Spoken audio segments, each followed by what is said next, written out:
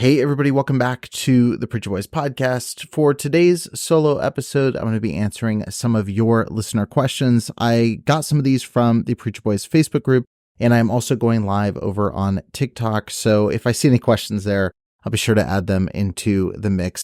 The first question that I see is, are there any specific questions or language you intentionally avoid in your interviews? It's a really good question. Honestly, some of the biggest things I try to avoid, it's not so much certain language in the interviews themselves or in the discussion. Like typically, the way that I format my interviews is before every interview, I have a pre-phone call typically with the person I'm interviewing. And then before the actual interview itself, like right before we hit record, I confirm again the things that we talked about, make sure that they still want to talk about all those same things. And then I always ask this exact question. Is there anything you absolutely want to talk about? Is there anything you absolutely don't want to talk about? And that way, if there's anything you want to make sure that we do cover, they can say so. If there's anything that they absolutely feel uncomfortable talking about, I can address that as well. And so as long as it's within those parameters, that's okay. I will say for the listener's sake, I try to avoid going into too much detail if it's something that's inappropriate or if it's something that would be unnecessarily triggering for somebody. Obviously, given the nature of my show, it's, we're talking about things that are going to be inherently triggering, but I don't want to necessarily go through, I don't want to participate in what I call like trauma tourism. I've heard that language used before from other people. It's not original with me. But I kind of like that. I like that idea of like, my goal is not to get to the nastiest, messiest parts of someone's story, like the clickbait, gruesome, true crime, exploitative approach to a story. I want to find out like, what are the key things that matter? And most importantly, since the show is victim focused, I want to know what they feel is most important to communicate with their story. And so a perfect example of this, actually I have the notes for it right in front of me. I did an interview recently that involved a situation of incest. That was a primary piece of their story. And I was very clear in the conversation with them saying, hey, I understand it's a key part of your story. We're going to obviously talk about it, but I just want them to know, like, that's not something that I was necessarily going to emphasize without their direct consent and not something I wanted to kind of pinpoint or highlight. And they actually responded and said, I want you to use that because I think that's the piece that is going to intrigue people enough to hear the rest of my story. And so they actually kind of dictated the fact that they wanted that to be front and center. They were okay with that being in the thumbnail or the title. And so, again, having those conversations and letting, the survivor or whoever I'm interviewing kind of dictate where that goes. And then with that in mind as well, I try to be conscientious when I'm doing my thumbnails or titles, not to use a lot of keywords like, rape or incest or things like that, unless it's kind of guided by the survivor themselves, or if I think it's completely pertinent to the story. And that's exactly what I'm talking about. So, in terms of actually talking though, like the key is just having communication with the person before the interview and after to make sure everything feels appropriate and responsible to their story. Okay, the next question I see is, how did you learn all these stories from different churches? This one's a funny one because when I started first researching stories of abuse within the independent fundamental Baptist kind of world that I grew up in, I was in 11th grade. And so my dad was a assistant pastor and principal at a IFB Christian school and IFB church. And I would literally go to his office and print out stuff on his printer, like news reports or stories, and I would just read them. And like, I researched like I had a podcast years before I had a podcast. And so I got to understand a lot of the history of the IFB. I got to understand a lot of the players and the way things happened in kind of the IFB world. But the way that it's happened with the show has been a mix of a lot of things. It's been talking about things I've known about that now I have a platform to share them on. And then I have people, that send me articles and send me links, and people tell me, go look into this church or this pastor. And so now at this point, I have so much coming in that it's hard to pick and choose what stories I have the time to cover in a way that's responsible and helpful to that story. And then, trying to navigate like where to put the spotlight is kind of the biggest thing now. But I have a very active audience, as you, a listener, know. And so I get a lot of really huge stories sent to me like every day.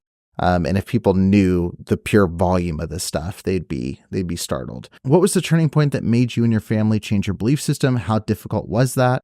This is a huge question. I know I've talked about it a little bit before, but I'll go ahead and answer it here.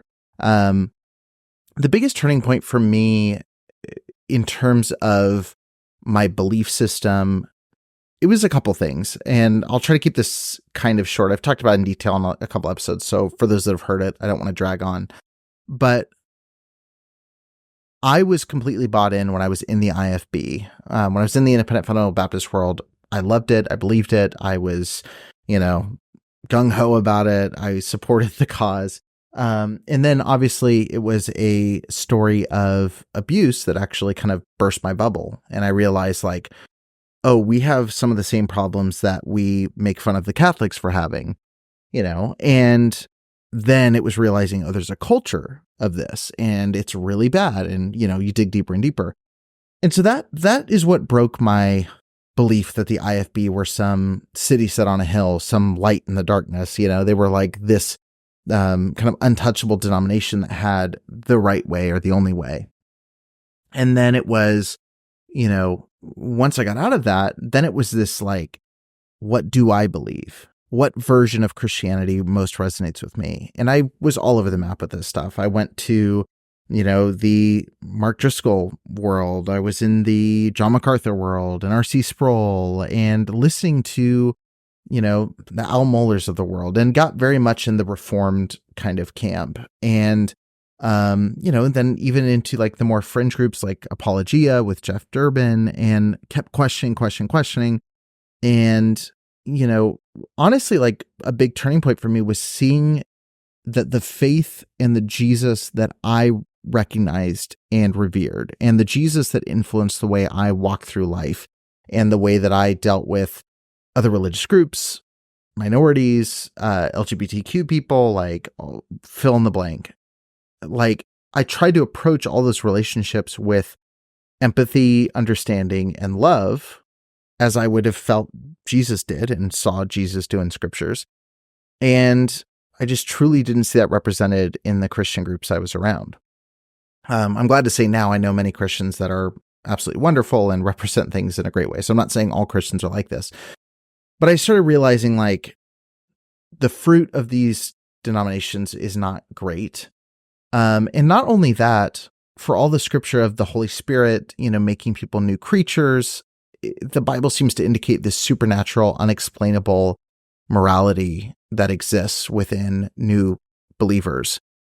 And, I just didn't see any life change happening in people that couldn't be explained the same way someone going to AA sees change, or someone going to a Tony Robbins seminar sees change. There was nothing that made Christianity seem unique or different in that regard.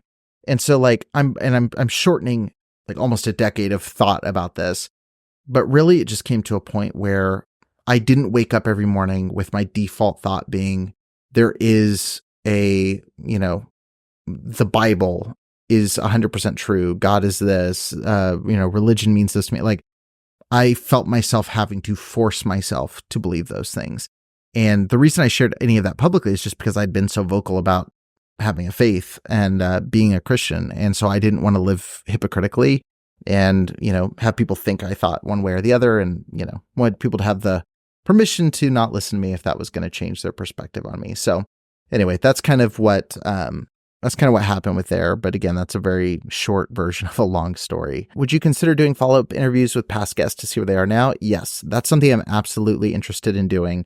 I actually was just talking to someone recently, and I said, it's really dumb that I have these incredible conversations with so many people and then go, thanks for coming on. I'm never going to talk to you again, at least in the context of the show. And so one of the things I'm prioritizing, especially going into the new year, is getting reunited with some people that have been on the show before, asking where they're at now, how have things changed in their life, what updates have there been on their story, that sort of thing. If you have specific people whose interviews you loved and you'd love to see them come back on the show, definitely drop a comment, because I want to get a pulse on the audience as well If there's someone that's been very impactful, or someone whose books you really appreciate, podcasts you appreciate, their specific survivor story you would like an update on, definitely let me know. Okay, next question says, what do you do for fun when you're not working on Preacher Boys or other media projects? I'm working on Preacher Boys and other media projects almost all the time. I am a definite workaholic. And so, but I will say my go-to thing for fun is always watching movies.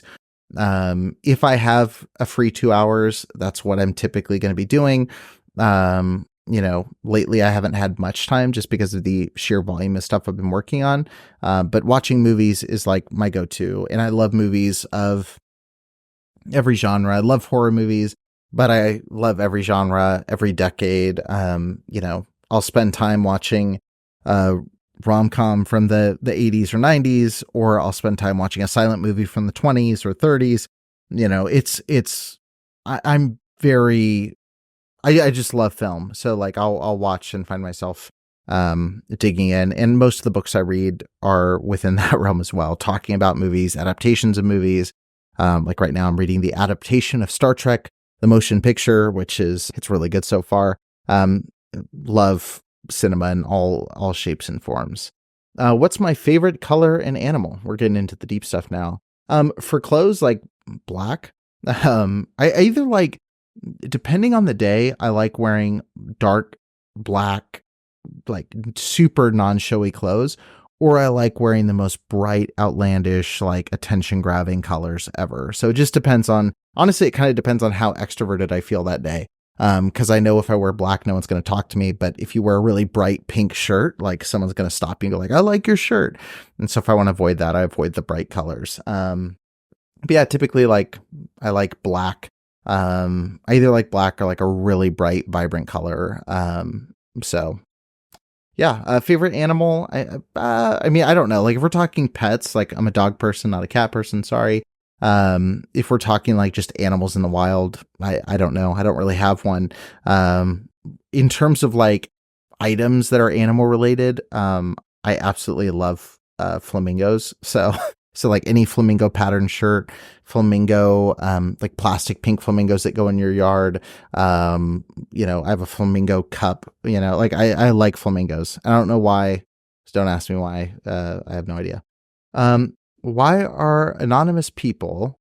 Oh, this is interesting. I'm curious to see who wrote this in the group. Why are anonymous people able to post vague inquiries about individuals or organizations without substantial information in your group? This is a good question, and I will address it. And I'm assuming this is written in good faith. At least I certainly hope so. Yeah, this is something I wrestle with. And just to be clear, like I'll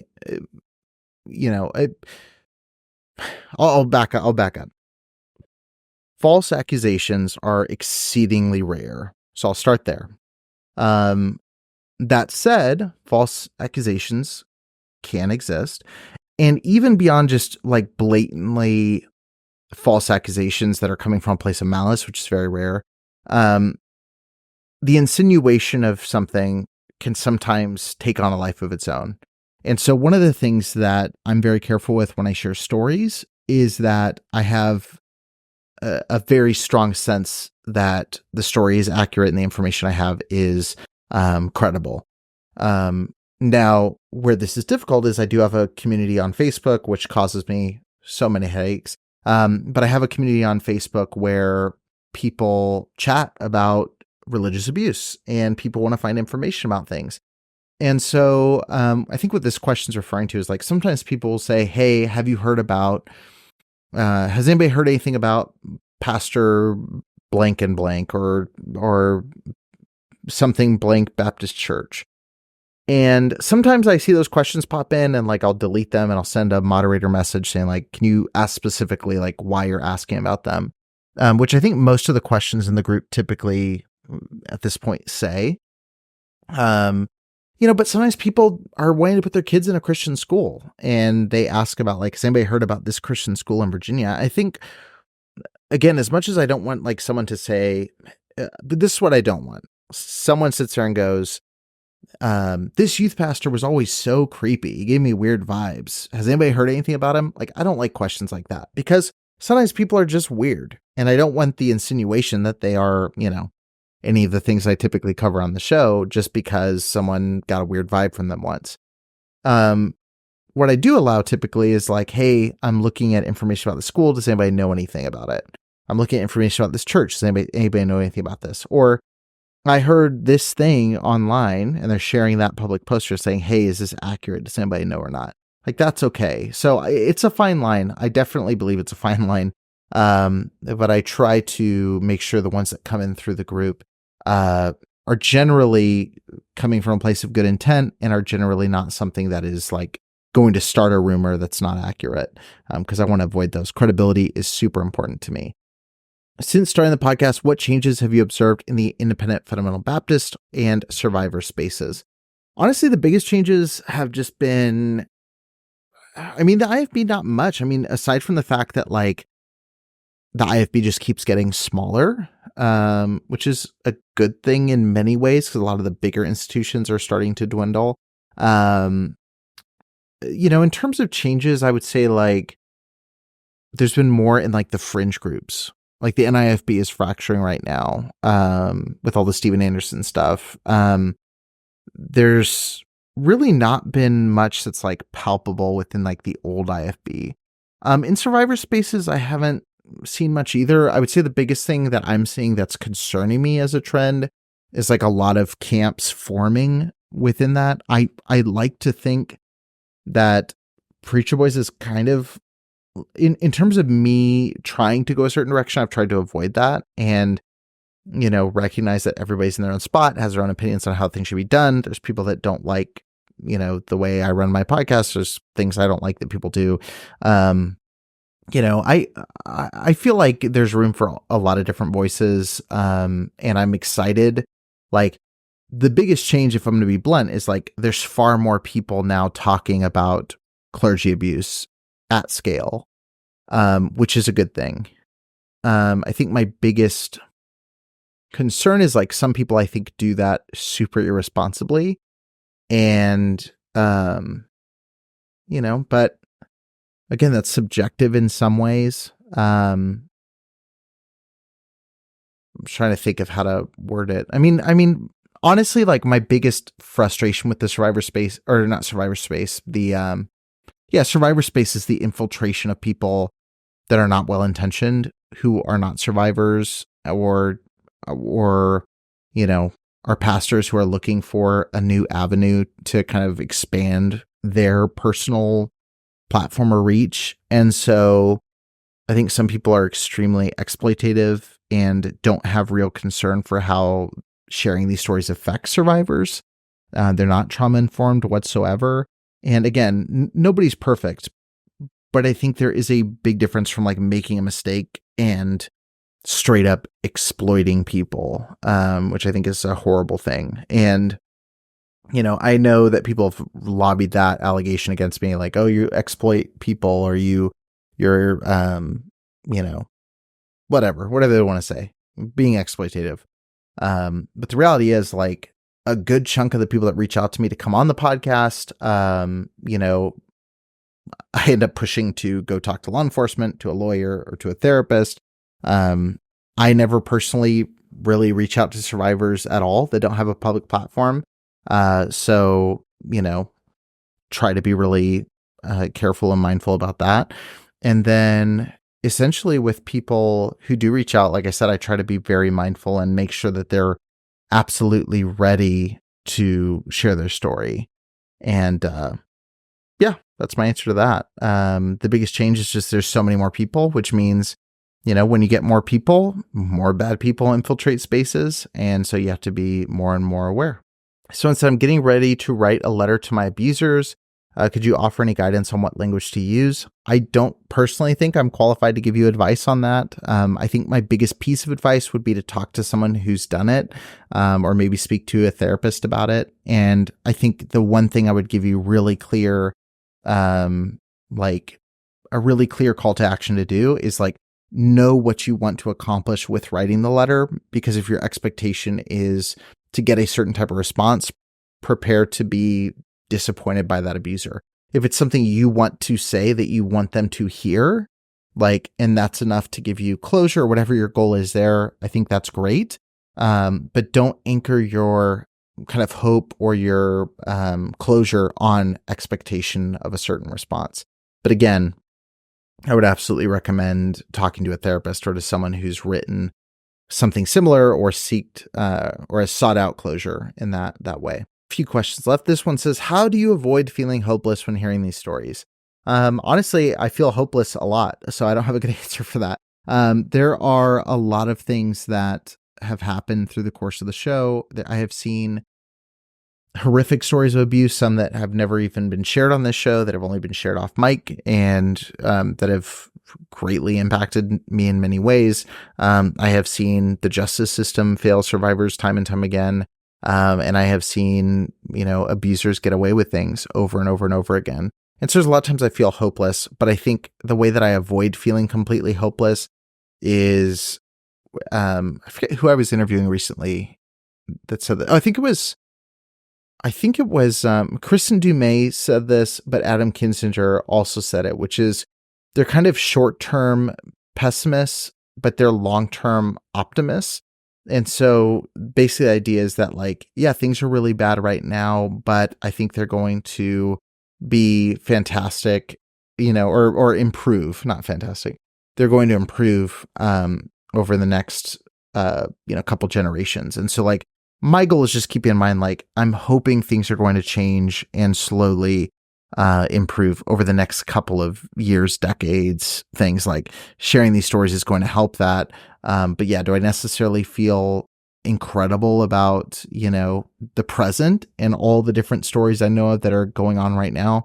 Absolutely not. But got to focus on the long-term picture. Someone says, what do flamingos symbolize for you? I'm sure there's some psychological reason I like them, but I don't know. And then the last one here, I'll wrap up on this question for now. It says, what compels you to keep going knowing the painful stories of abuse from your interviews? That's kind of it. The fact that painful stories exist means that there are painful stories to be shared. And I want to stay focused on making sure that those are shared. And like I said, my last question, in the short term, I'm extremely pessimistic. And honestly, the stories I cover are extremely depressing, but I've also seen so much hope growing, and I've seen a movement of people that have felt empowered to share their stories. And I think the world that the next generation is going to grow up in is going to be one that is much more equipped to handle. It's going to be much more equipped to handle, talking about mental health, talking about abuse of power, and all these things that are I look over the last couple of decades, there's been pioneers in starting those conversations. And I think the next, coming generations, I'm hoping, will have that foundation already built where they can really address these in another way and evolve and create better systems than the ones that we're all trying to get out of right now. Right now, the rats are trying to get off the ship. Sorry to call all of us rats. But I think the goal is how do we build a bigger and better ship for the next generation so they don't have to drown. The ship doesn't have to be sinking perpetually. So that's what keeps me going. Sorry again, I don't know what I like about flamingos, but I just do. And if anybody knows what that represents or if that's connected to some astrological sign or something, feel free to let me know.